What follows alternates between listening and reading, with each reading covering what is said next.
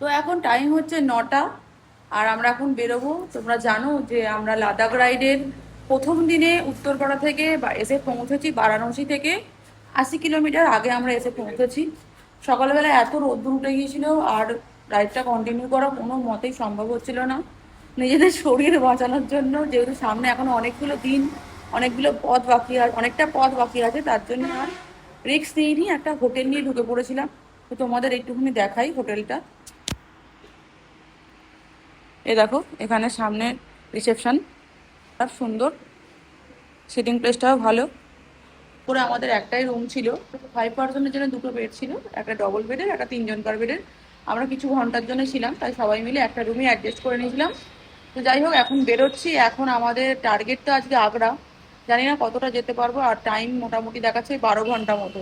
কিন্তু যেহেতু দিল্লির যা গরম তোমরা তো সবাই জানো, তো বলতে পারছি না কতটা সকালবেলা মানে আবার কতটা পর্যন্ত রোদ্দুর ওঠার পর আমরা কতটা আনতে পারবো।